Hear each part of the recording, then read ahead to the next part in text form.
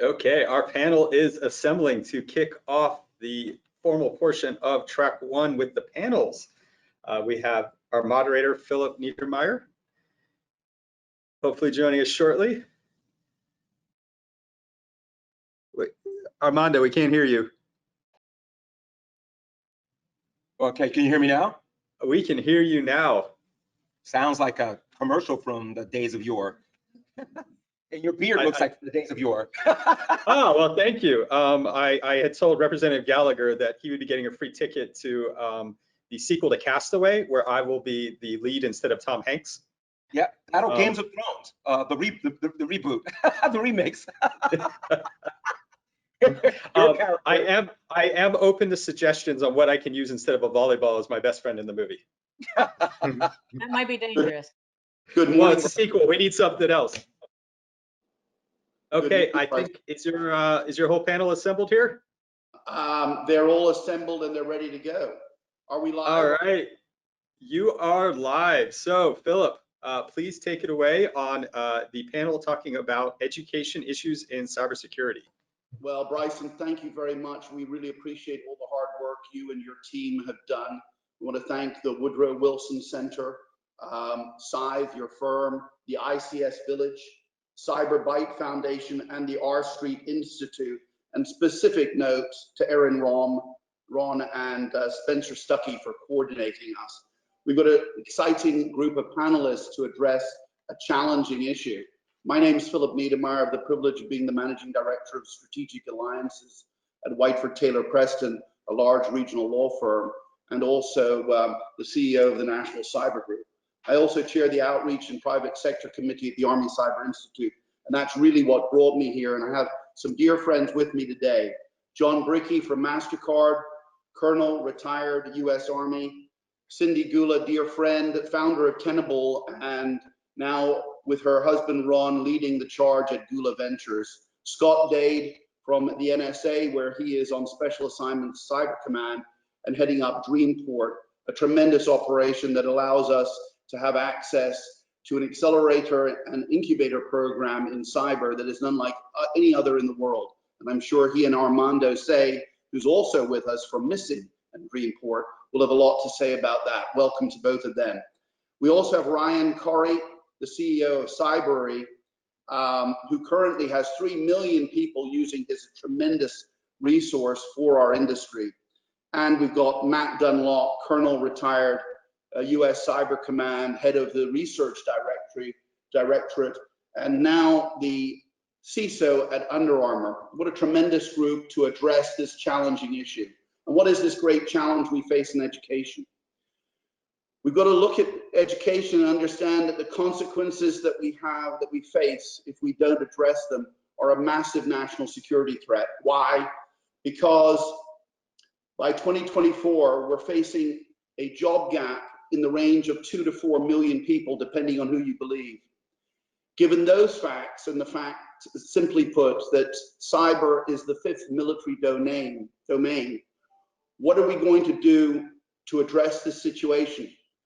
I liken it to us facing the Battle of the Somme, when those poor men had to fight in trenches, but we, of course, have to defend virtual walls. But we won't have enough people to defend those virtual walls if we don't address the education crisis. My dear friend, Lieutenant General Karen Gibson, the former Deputy DNI who retired just in April, allows me to use this quote of hers. She says that improving cyber education is as essential to our national security as developing advanced weaponry. So given that challenge and that playing field that we're operating on, I'd like to ask each of our esteemed panelists to address it.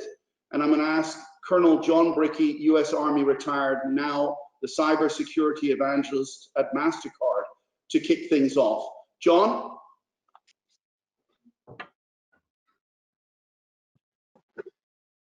So we currently are having a technical difficulty with John. So Cindy, why don't you go ahead? Yes, well, thank you, Philip. Again, addressing this issue has become It's something I think I talk about all the time with people in the circle. My degree is in glass engineering science, so I'm an engineer. I learned cyber through osmosis, as I think a lot of people in the industry currently didn't start out in IT or in information technology or in cyber. They didn't know they wanted to go into this field. But once you start learning and understanding, the deep need is apparent. It is very difficult. What we're trying to solve and the issues that we're running into is very difficult. However, we're doing a terrible job telling people what it is that we do and what we need them to do. It's like telling somebody, here, take the entire world and put it on your shoulder and walk by yourself, where in reality, cyber is a team sport. Everybody's playing whether they know they're playing or not. So we need to capture that idea in the general public. How do we get them to engage and be involved? And I really think it's the messaging. We need to make it personal. We need to make the general public understand this is the next big domain. You need to be involved. You need to let your voice be heard. But in order to understand it, we need to do a better job in educating. So educating kindergarten through 12 is a great place to start, but we have a whole wealth of people right now that need to understand. And my challenge to the entire industry is, instead of saying cyber, cyber, cyber, I think we need to make it personal. I think if we start calling it and focusing on the data and say data care is a way for people to understand it's approachable, to make it understand that it's not somebody else's problem. And that's one thing I think with cyber we've been doing, is doing a great job fixing the problem, but not articulating why we need everybody else's help, because it is such a large problem and it's not going away. And it is everybody's personal responsibility to do something to help in the future to make cyber understandable and getting that protection, and do a little self-help when it comes to that.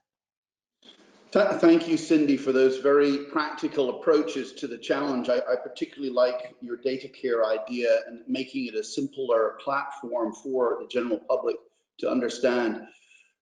Scott, would you have some comments, opening comments for us? Certainly, thank you, Philip. I think that the U.S. Cyberspace Solarium Commission is starting to address that. It's a great result of some work from some very intelligent folks. We've had a fireside chat discussion here at Dreamport, in which Armando was here, and a number of panelists that joined us for that. And we talked about, specifically, we move into how do we improve cyber-related education. You know, that's a mouthful in of itself. But I would tell you that there's some work going on, and Philip was he was the one who kind of pulled some of us into that effort. And how do we improve that cyber education? So 3 working groups were developed after a fireside chat that we had here at Dreamport to kick that work off. And I think the number one challenge is trying to get the scope right.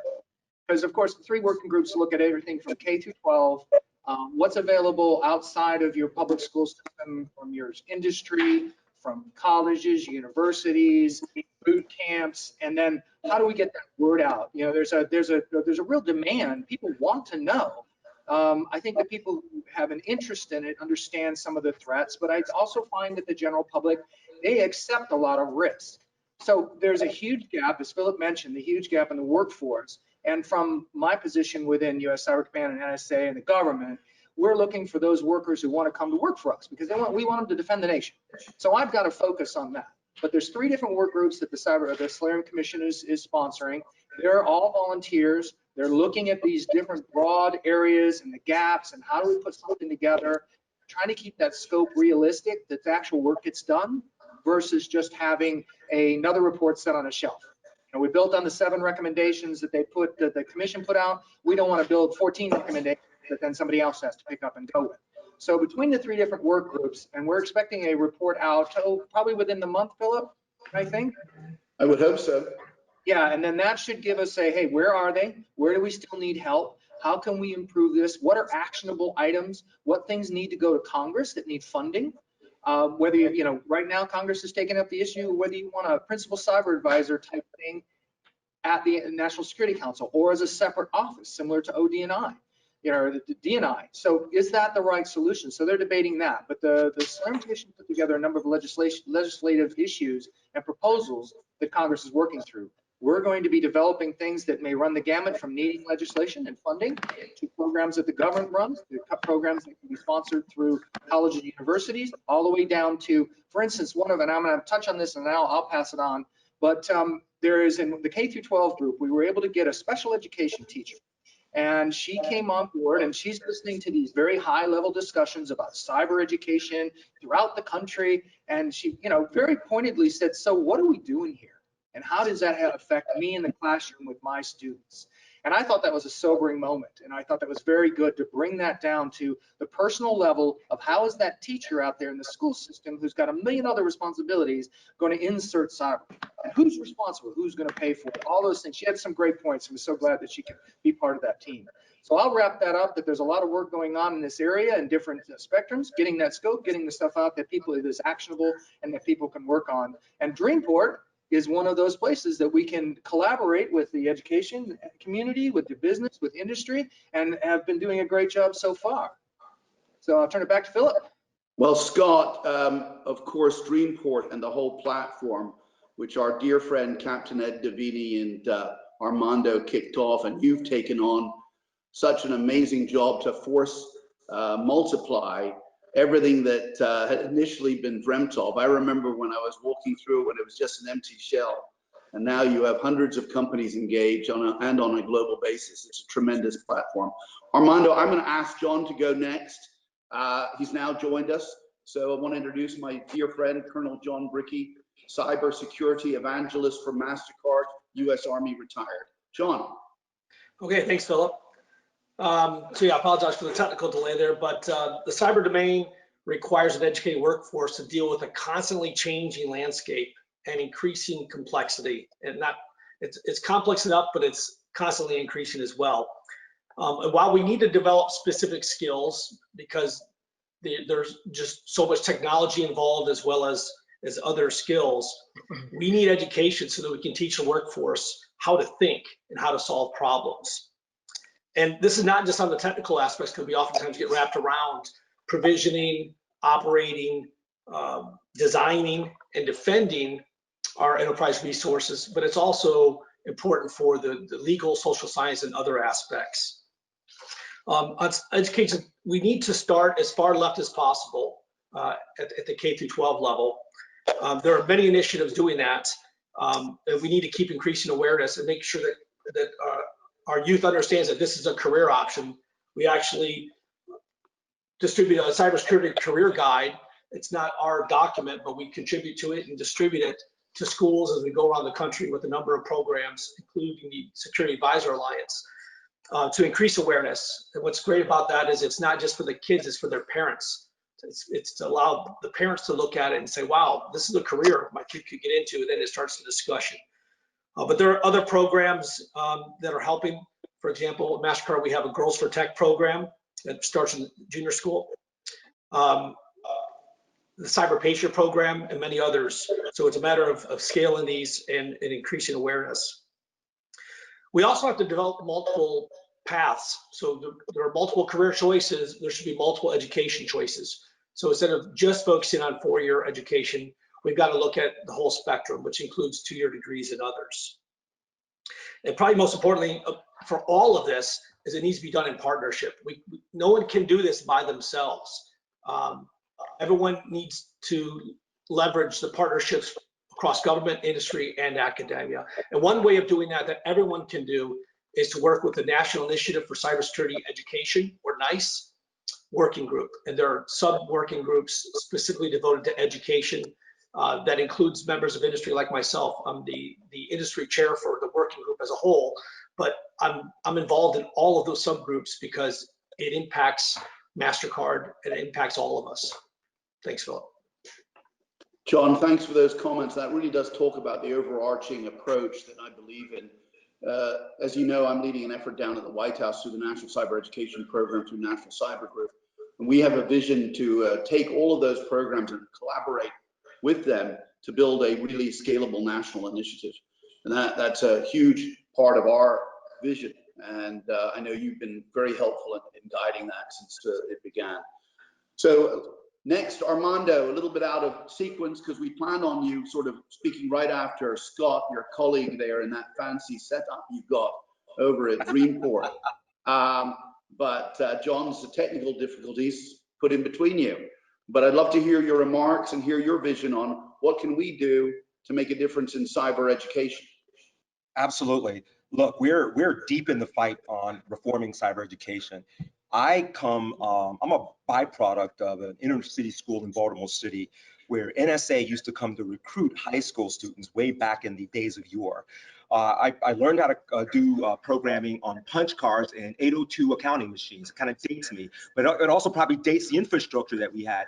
Regardless of that antiquated infrastructure, and this was in the 70s, you know, staying alive, John Travolta and all that good stuff, we still were able to kick butt relative to information technology, data processing, or processing, as my friends from Canada would say, when it comes to what today we know as cybersecurity and the computer engineering field. But let me tell you something. We're working with a program here that we'll shortly announce that was spearheaded by NSA, Cyber Education Diversity Initiative, SETI. I'm working with the Office of Small Business Programs, who has funding to support HBCUs. Diversity in cyber, me being we're all diverse here, but me being a representative of a diverse group, we have two groups that are woefully underrepresented in cyber education. This has got to be an all-in approach to cyber education, and we have to fix that. Not only that, to Cindy's comment, I grew up in the apprenticeship model, learn, do, learn, do.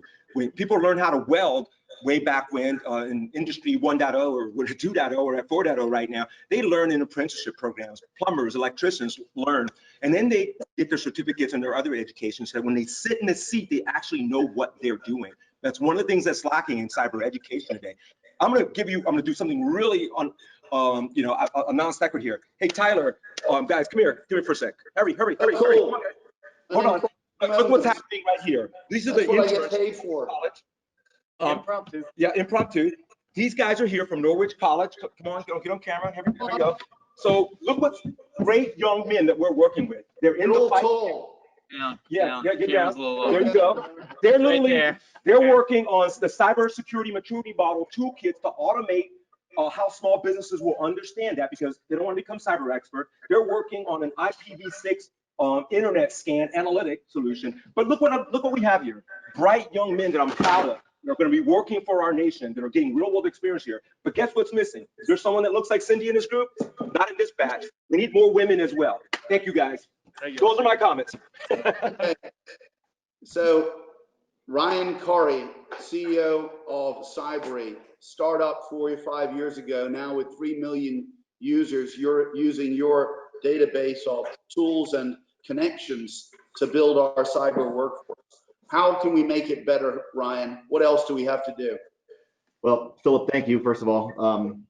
So I started Cybery back in 2015 with two key concepts that I felt were sort of the biggest problems that needed to be tackled in order for the industry to grow its professional base at scale.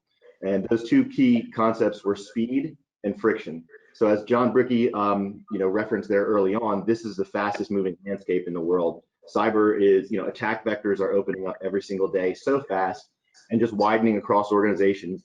And so keeping up with the pace of change in the industry is actually very challenging. So when it comes to addressing speed, Cybery's concept was to sort of bring together the largest network of industry subject matter experts that we could, because the subject matter experts are the ones that can actually teach the material, because the material is learned in such real time on the job in the keyboards. That you can't kind of be a professor at an institution and be teaching advanced malware analysis, because you're not doing it on a daily basis and it's changing. So we wanted to assemble, first of all, a conglomerate of industry subject matter experts. The second concept that I mentioned that is a challenge to this industry is friction.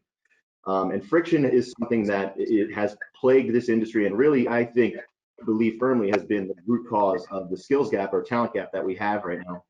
So when I say friction, what I mean is I always reference this one lady that I met back when I was selling brick and mortar classroom-based cybersecurity training courses. This lady sat down with me. She had been staying at home with her child. She had a child.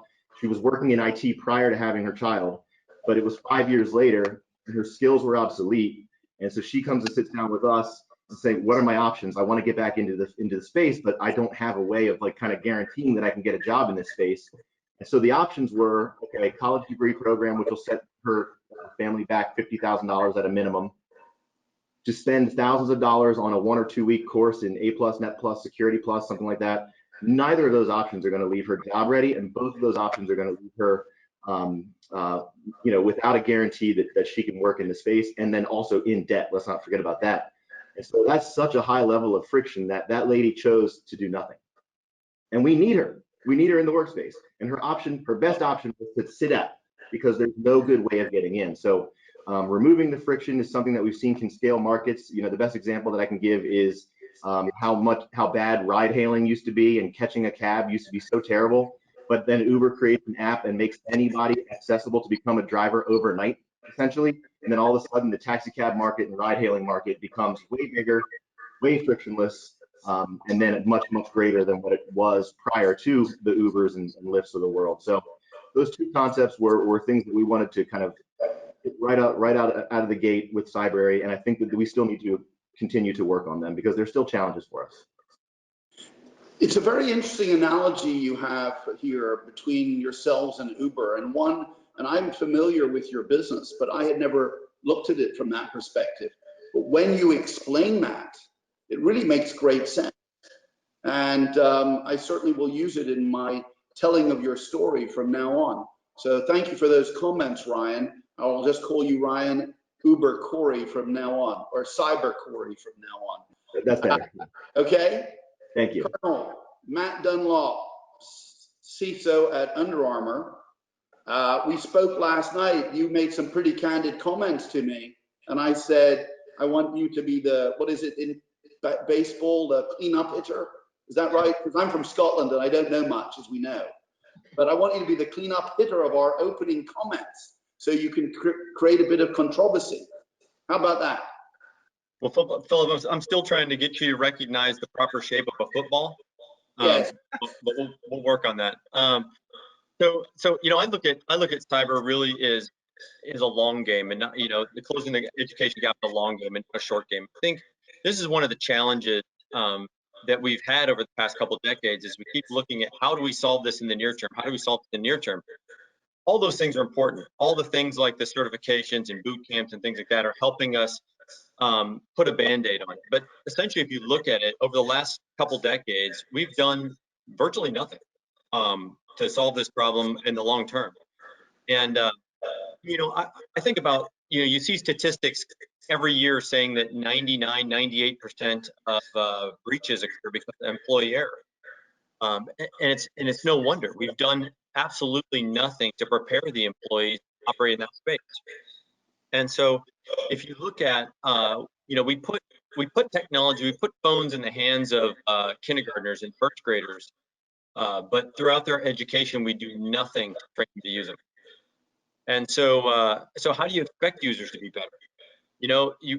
That should be part of the core curriculum. It's every bit as important as math and science and history and English, because every single child will handle technology throughout their lives, and even if they even as they move into the workforce, they're still going to be handling technology. So we as a society need to look at the long-term solution, and really need to look at how do we prepare our future workers to deal in this space. And the additional thing is, we all talk about this workforce gap, and I think we lose a lot of people because they're intimidated by it.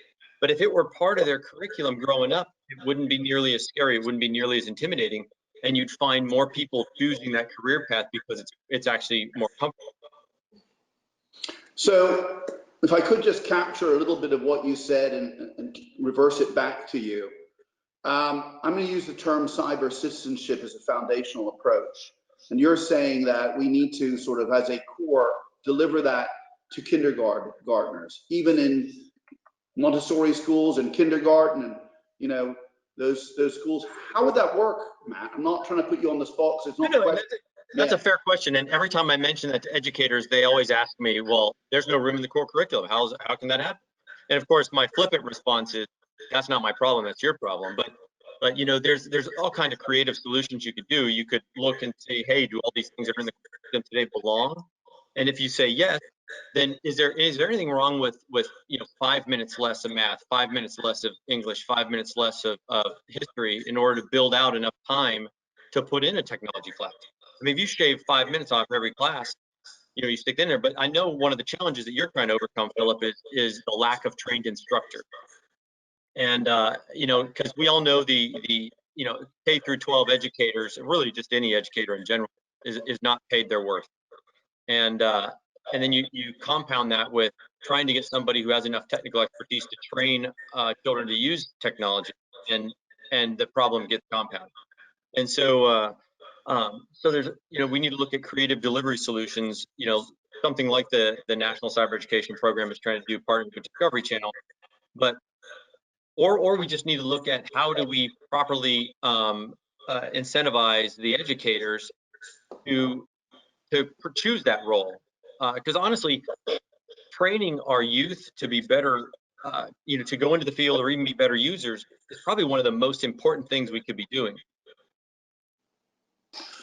So given that approach, Matt, and once again, just coming back to you, because you've created, you know, everyone else here has spoken about positive programs. And I want to make a comment that the nation, the various armed services, the intel agencies, NICE and NIST, have all built platforms which provide great syllabus, are providing some excitement. But the challenge we face is we're not reaching enough people, right? It's not scaled. And that's the core of it. But it's also, from what you're saying, we're not developing, from an education standpoint, even the basics. So we've got to rethink the model, perhaps. Is that true?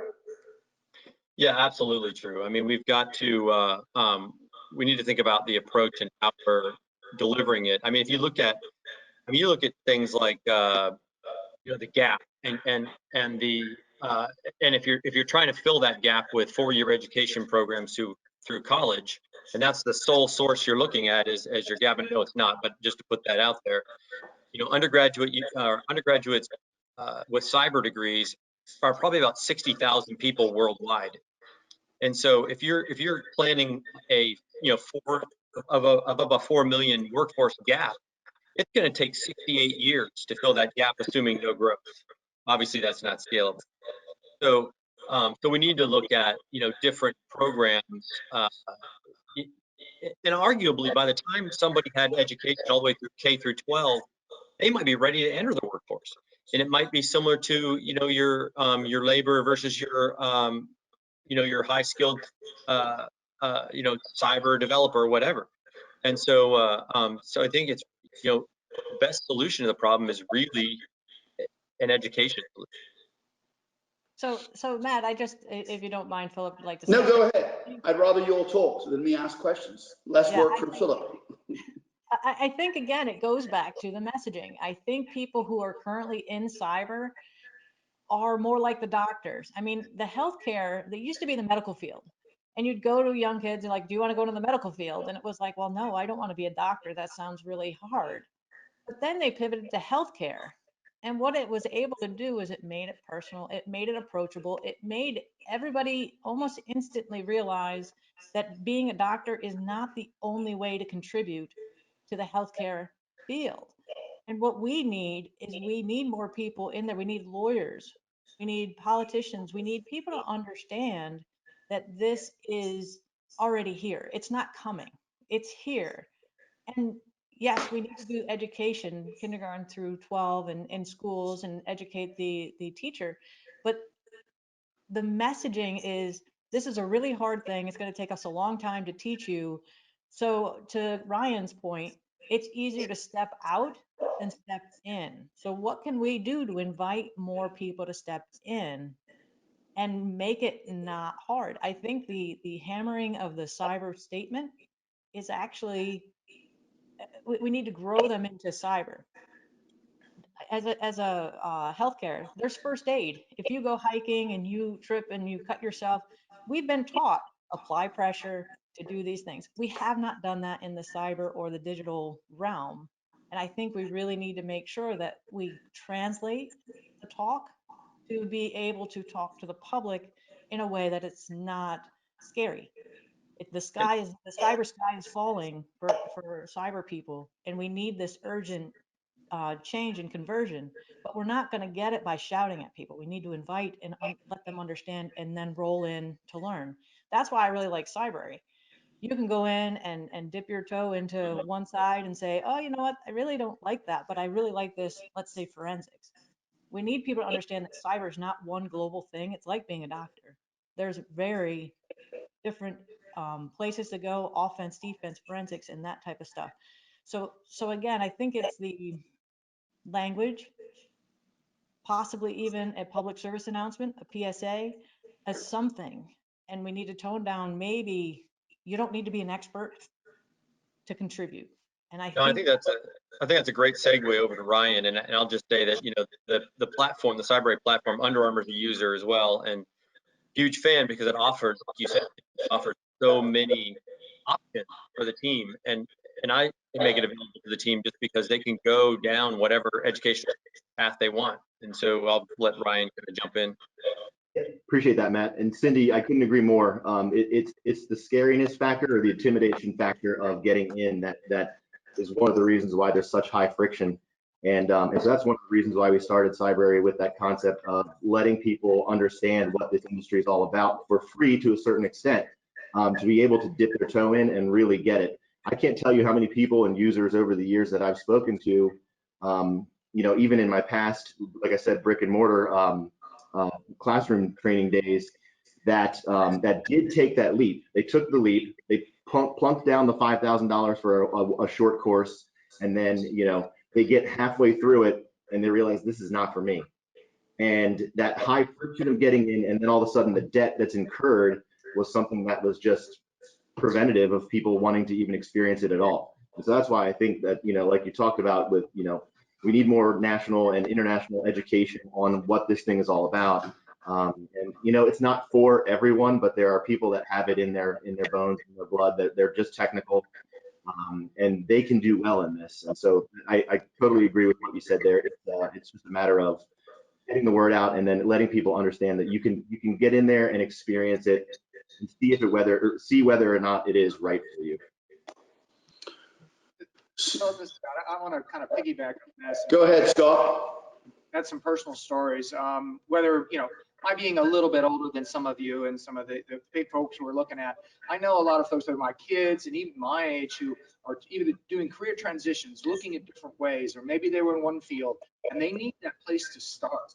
And I've been talking about, you know, I'll talk to them, my son's roommate, and he's like 30 years old. He's been out there, he's had multiple jobs, huge experience, but that's not where he wants to go anymore. He wants to go into cyber. So I help gather information on certifications and things he can pursue. But like you know, commenting, the cost can be daunting. I'm another example who I didn't grow up in the cyber world. You know, electronics, aviation, military, that kind of stuff. But cyber, when they first talked about coming over to U.S. Cyber Command, I said, I can barely spell cyber. What are you talking about? You want me to go over there and look at new capabilities? And you know, luckily I had some patient people who had believed in me. And very patient people, I understand. Very, yes. Armando's one of them, and they have allowed me to learn and grow and direct and things like that. And I think that, you know, whether you call it a mentor or a coach or just an interested party, there's a huge opportunity to help young people, to help people who aren't, quote, so young anymore. I'm not pointing at myself, no. But anyway, so there's a lot of opportunities. I think the general education of what's available out there is really important. One of the avenues within, I'm going back to the Solarium Commission work group on making awareness of what's out there, breaking that down into usable parts. To Cindy's point about I love the whole healthcare analogy. I mean, years ago, and I'll just piggyback on what you said there, when you said medical, you thought doctor. Well, now medical means you could be a dental tech. You could be an x-ray tech. You can do a lot of these things that doesn't take a 4-year degree. It may take a year or 2 years, and then you're actually operational out there working in a field, you know, not everybody wants a 9 to 5, but it offers you that opportunity rather than many people say in their late 20s, maybe they've been tending bar, or they've been working in this job, or that with no future. And I think making that transition, existing workforce, existing people who want to change. I mean, quite frankly, you know, ADD is a very common thing, and not to make fun of that, but I think there's this self-induced ADD. Folks who are quite normal and don't have ADD, who just look at their phone and, you know, go from different thing to different thing. So our attention spans have gone down like this, and I think this is a great opportunity to exploit, to help get that education, cyber education out there, and get them in the fields that they can make a difference in a very short period of time at not a huge cost. You know, I'm of course very interested in that for the government. I want to get these people in or convert them over. I like converts. They're some of the most passionate. So there's lots of opportunities out there. Thanks. You kind of laid out all these things I can touch on, and sound like I know what I'm talking about. And Philip, if I could add on that. So this is Jump in. Come on. Yeah, as I mentioned before, with the National Initiative for Cybersecurity Education, one of the subgroups is specifically career pathways. And there's lots of ideas that are being thrown about. It's a matter of people taking hold of those ideas and scaling it. But think of it as a highway. There are many on and off ramps. So there's an on ramp for people coming from other fields. They're already professionals. They're 30 years old. You know, I have 2 sons. One's a chemist, and he's trying to figure out how to get into cybersecurity. I've been trying to help him for a while. He's been to Cybrary, and it's just a matter of finding the motivated folks who want to come into the field. There's also apprenticeships where people are getting the skills. They're not coming from the cybersecurity field. There are tons of internships, including one that we're getting involved in with the military. In the Chamber of Commerce, where people come out of the military, they spend the last few months of their careers doing an apprenticeship with MasterCard and other companies, and they may not be coming from cyber. And then finally, you know, the typical on-ramp is from college, community college or regular college, but there are a number of other ones. It's a matter of increasing awareness about this and make sure people understand that there's a home for you in cyber. Will help you, if you're motivated, will help you figure out how to get into cybersecurity or cyber in general. So John, this is Armando, and I'm just going to step in because my compatriot over here called my name ADD. It does start with an A. So and you're spot on. And I used to work for Visa, by the way, back in the old days. I did some consulting for them on the credit cards, right? That consortium that was trying to get to adapt the European standards from places where Philip came from the Scottish lands, but relative to the chips and increasing security on credit cards. But one of the things that I also find daunting, and I try to explain to young people, like some of the young men that you just met, is the fact that cyber is a diverse career. We use the term cyber in a monolithic way, and we have to better define it so that these young people can attach themselves. A couple of examples that I can give you that are right here. We had a couple of folks from Naval Academy here earlier, didn't realize that in the lab, when we're evaluating potential cyber threats against industrial control systems, hack the Capitol, right, was that an understanding of electricity, electrical pulses made sense. Why did the industrial control PLC not move the conveyor belt? Is it a cyber attack, or was it that it was just engineered incorrectly such that it wasn't generating enough voltage to power or execute the instructions that it wanted to do? So industrial control cyber, again, using the theme of hack the Capitol and a lot of the topics that are going on, is very important. It's an underrepresented field that has a multitude of disciplines in it, and at the core, it's the foundation of the mediums that we're communicating over, the monitor that I'm looking at, the camera that's recording this, the sound. All that starts from an industrial control perspective, and our nation has been lacking in its understanding and in the standards and in education of the fact that we need to fill that gap as well. The other thing is, let's not make assumptions when it comes to cyber education. Cybrary, love it. I've learned Python through it, and I've had other folks, and all other kinds of things, right, that are there. But guess what? I just experienced this over the last 6 months as the pandemic hit, that not every young person has a broadband connection, or has access to a hotspot or a laptop. Hey, how about protecting those online platforms that all of these schools are depending on? If you read the news recently, we've had 2 or 3 major cyber attacks against the online platforms that these young people and these educational institutions are depending on. So there's a summation. There's a lot of different aspects to cyber. We need to break it up into digestible chunks as opposed to just using the big name, because that confuses everybody. It's like the whole elephant thing, right? Hey, you have to break it up into the trunk, the body, the tail, and all those kinds of things. ADD, signing off. Go ahead. I was going to say, and to that point, there are organizations that are reaching out to underserved population. Empower and Europe, or in Baltimore, they're reaching out to a diverse group that you have to be very welcomed to. Like, they don't understand. They probably have a great propensity to be in IT or operations or any of these things that could then lead into cybersecurity. We need the entire platform of diverse backgrounds, diverse thought, and the ability and strength to stand up and say what your experience is, because believe it or not, you think it was natural, but somebody else needs to hear that to then step up into it. Critical part of I think Cindy's point is really good when you start talking about the opportunities for minorities and gender and cyber. As you look at the gap that we have and continue to have, the population of women in cyber is 11%. Doesn't really match with the world population of 50%. So what's happening with the additional 39% that's not being captured for representative population? And then you look at like African American population in cyber is 3 to 9%. U.S. population 16%. That doesn't look too bad until you consider that the African American population in this area is over 30%. So we're missing out on huge portions of the potential workforce because the content isn't delivered to them. There's stereotypical norms that convince them not to go into the field. And I think you start talking about when I go back to the long game, you start talking about education from K, it becomes natural if they're presented it throughout their careers or throughout their educational journeys.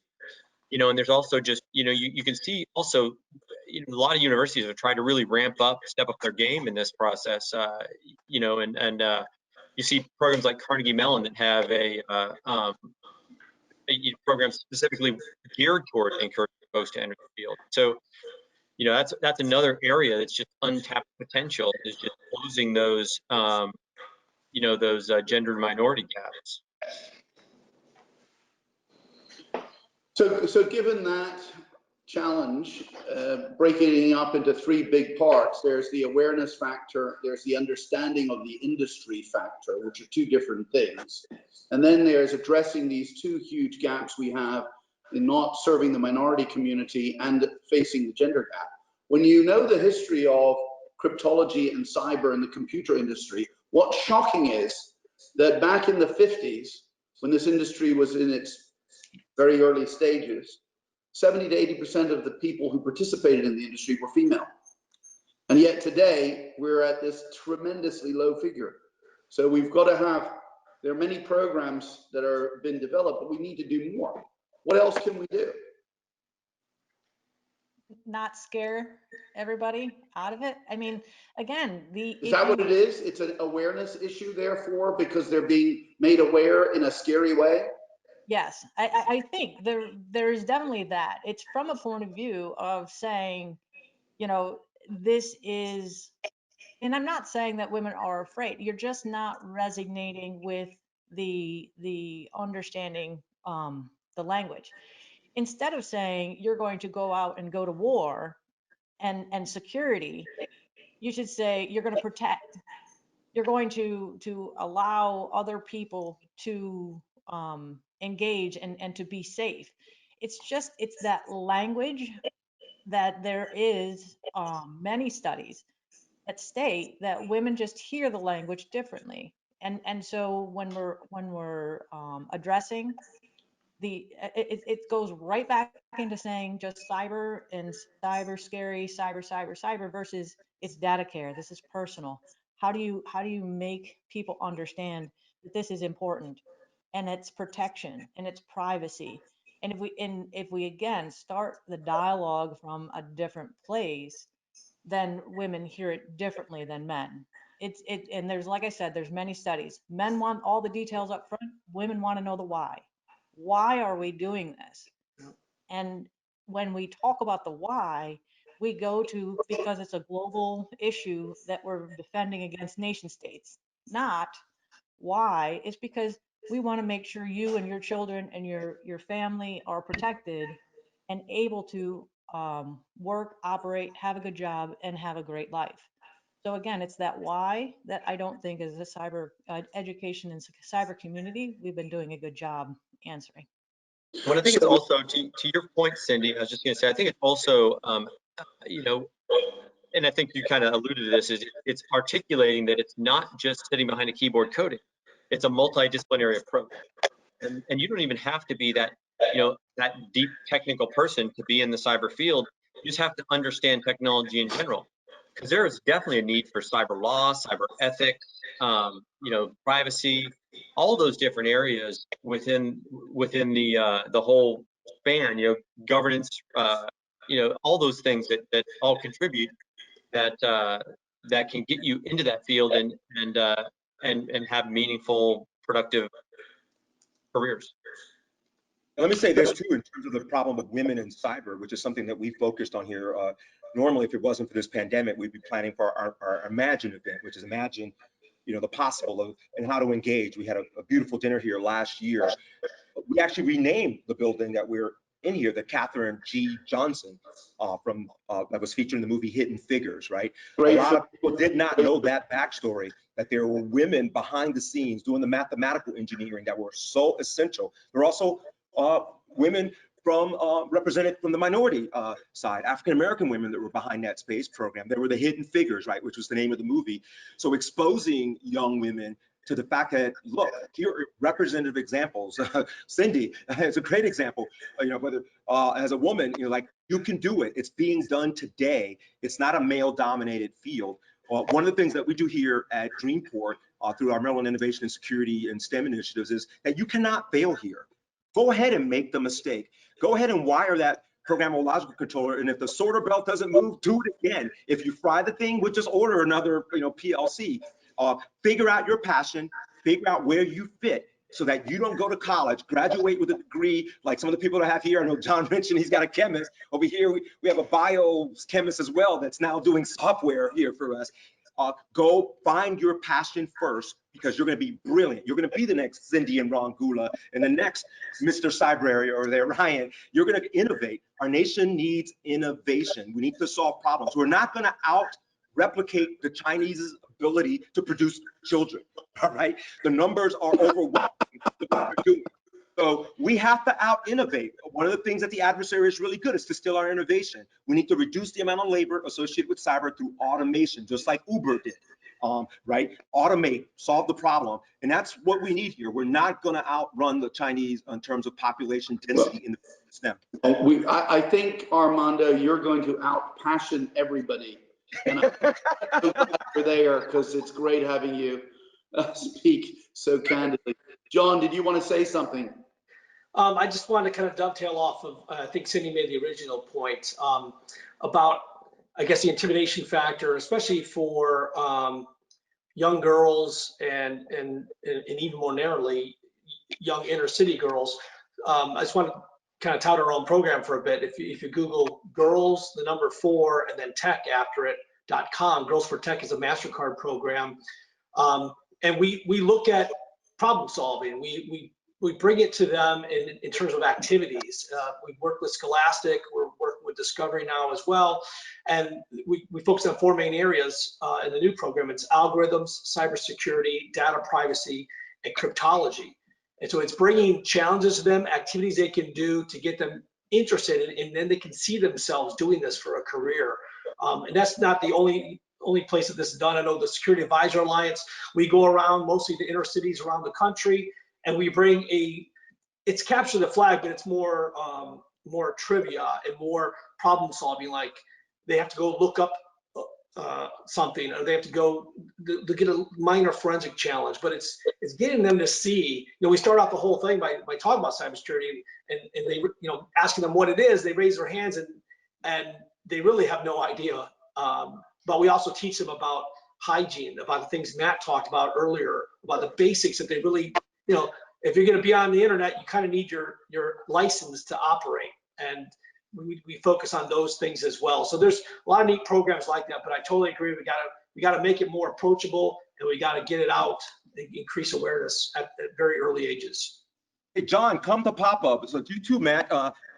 Missy Academy, bring it on here. We have Elastic, we have Oracle, we have, we have all kinds of technology companies sponsoring the students here. Bring that MasterCard and that Under Armour logo over here. Matt, I got a bunch of Nike gear in the other room. They're a sponsor. Come on, make it happen. Okay, Armando. Ryan. Nike Ciso is bringing a whole bag from Oregon. You know, she was trying to save it from everything that's going on there. She has a home here. Bring some Under Armour gear. I love those Under Armour masks that you have. I would love our students to be wearing those pandemic masks that you guys are providing to the athletes. Let's bring it on. Ryan. Coming in. Ryan, Yeah. I hate to put you after Armando there, but let's. What's your comment on that? Yeah, that's a tough follow. Thank you, Armando. No, so I actually think that the future is pretty bright.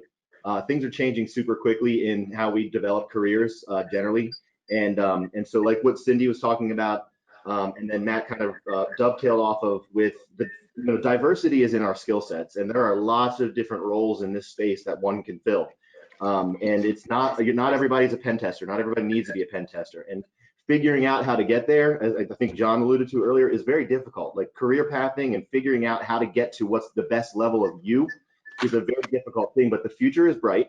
I always reference how, data is kind of transforming everything, right? And the more data that we collect on how an individual kind of gets themselves to their level that they want to be in cybersecurity, the more we know about what that looks like, the complexion of that. And so I always reference how I sat down in front of Netflix once, and Netflix said, "Hey, Ryan, check out Walking Dead." And I'm like, "No, I'm not a zombie guy. I'm not going to watch it." And it said again, I got to log in again. It says, "Ryan, watch Walking Dead, recommended for you." And I said, "I'm not a zombie guy. No, thank you." And then all of a sudden I clicked fine. I said, "Okay, I'll listen to you."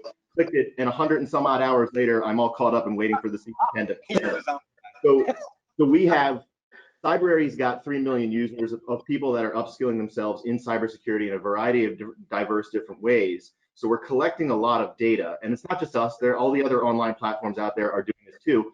We're collecting data on what it looks like to be a professional in a specific work role. We know who you are, we know where you work, we know what you're learning, we know how good you are at it because of assessments. And so instead of this world of, hey, go get your CISSP, like to get into the space, that's just so broad and generic and doesn't work for everybody. Instead of that, we're going to be in a place where we have enough data to show someone what other people like them truly look like. And these are the steps that you need to take to get there. So I'm totally bullish on the future for diversity in careers in this space. So here we go, folks. It's the lightning round. Kicking off with who kicked us off? No, we'll go in the order we should have gone. With John Bricky will kick us off. We've had 3 big concepts here: awareness, the cyber citizenship type programs to make people aware of their own responsibilities, and addressing the minority and the gender gap. Those are the 3 big issues. Lightning round, 1 minute, kicking off with John Bricky, then Cindy. Go, John. I would just say there's so much going on, and there's so many opportunities. Like Armando was saying, it's about partnering, and we actually need to. So I'm the partnership person at MasterCard for cybersecurity, and I need more people to help me with that because there's so much going on. We've got to get organized with our partners, and we've got to drive towards common goals. And there's a lot of exciting things, as Ryan said. I'm very optimistic, but there's just so much work to be done. You got to have people get involved and focus on the partnerships. Perfect. Cindy. We've got to get out of the cyber bubble. We need to talk to people who are in the game but not there. We spoke at a real estate conference. You need to go to where people are there and they're wanting to listen. You need to get out of the bubble, but you need to learn how to translate the language. For instance, if I said hypertension in the medical language, don't understand. If I say high blood pressure, you understand that.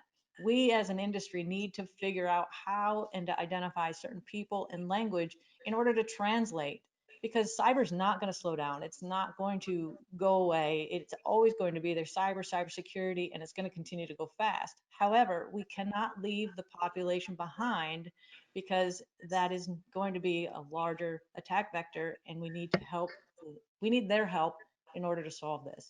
So we need to go to them and speak to them at a language they understand. Language they understand. Great closing comment. Dr. Scott Dade. So I'll go with awareness tied to being able to, when the person goes, I'd like to get into cyber, there's a place they can get to that finds specifically something of interest to them and a clear career path, or just a path to get a job that's better than flipping burgers at McDonald's. I love McDonald's, don't get me wrong, but there's got to be ways that they can get there, that they can see, I start here, I do this, I get to there, and this is what it looks like. And we've heard some examples of where that's going on. I'll follow that with scaling. I think there's a lot of great efforts going out there, whether you talk in the government, you talk in academia, you're talking even K through 12 is really trying. So there's a lot of efforts out there. Like being able to identify where that works, support those efforts, make it easy to find, and then to complete and show that they can get to the other side. Armando, with all your passion. I'm going to keep it simple. Any other impromptu moments for us? Okay. I love John's comment about partnerships. I got 2 American Express cards here. I need the MasterCard logo on our Missy Academy. I need Matt's t-shirts and really sexy mask. I need Ryan to give me some free Cyber credits for my next 2 batches of STEM Academy students. I have the Baltimore Collegiate Academy for boys, a group of African-American boys that go to a private school. We're doing a mini academy for them. After them, I'm doing an HBCU Cyber Education Diversity Initiative program with NSA, Cyber Command, and the Office of Small Business Programs at the Pentagon. So I need partnerships. I need people. I need Cindy to come address these students, inspire the young women that they too can create tenable, nextable, whatever comes next. That's what I have to say. Let's make it happen. Nextable. Did we write that one down? So Ryan Corey, Mr. Ryan Cyber Corey. Yeah, for me, it's back to what we just said here throughout this panel. I think we heard of about a dozen great programs that are helping to drive awareness and also remove friction. And I think that it's about driving awareness and removing the friction. And so we'll keep working on those things. Armando, you got free licenses for you as soon as you shoot me an email. That's totally fine. But to me, that's I get the credit, Armando. Just remember. Email. I think programs like this are helping to fill the gap. Yeah, you're doing important entry level and advanced level programs at Cybrary. And I'm not a walking commercial for you by any means, as you know, because we barely know each other. Of all the people on the panel, I know you the least, but I know what you're doing, and it's great stuff. So Matt Dunlop, you have a minute. All right, since we're in the government mecca part of the country, I gotta throw out the typical government analogy, and I like to refer to the problem is in terms of the domains of warfare, and you think about the land domain, the air domain, and the sea domain. None of those are getting any bigger. They're all fairly static. Then you look at the cyber domain, and it's just increasing exponentially every day. Yet, we're not putting the appropriate resources to accommodate that growth. And I think it's really a sense of, hey, let's look at, what's the most impactful thing to our future, and let's dedicate the appropriate resources. The most impactful thing to our future, and let's dedicate the appropriate resources. What an ending statement. Well, I want to thank all of you, our esteemed speakers, panelists, one and all. Tremendous gathering of thoughts, ideas, and practical ways to approach some of these problems. I'm honored to be your friend and your colleague. This important event, Hack the Capitol, brought together by Bryson Board, Woodrow Wilson team, etc. Tremendous event that they have, and we want to thank our audience, because you are paying attention to ideas that matter, but now we've got to ask you to go out and make these things happen. On a footnote, today and tomorrow, the Eisenhower Presidential Memorial, Why I'm in a Shirt and Tie, is being dedicated down by the Air and Space Museum. I have had the privilege for the last 5 years of being a strategic advisor there. I encourage you to get online and watch our unfortunate virtual dedication tomorrow. But this is going to be a great ongoing program here with Hack the Capital. We look forward to joining you next year. And I know you've got many more speakers you can listen to as you join us virtually. So be safe and be well during these difficult times. Take advantage of the new ideas that we have to create to maintain our innovative edge. Because the bottom line is America is the innovative engine, the innovative incubator of the entire world. And I believe that. And I'm proud to be an American as well as a Scotsman. So have a great day, everybody.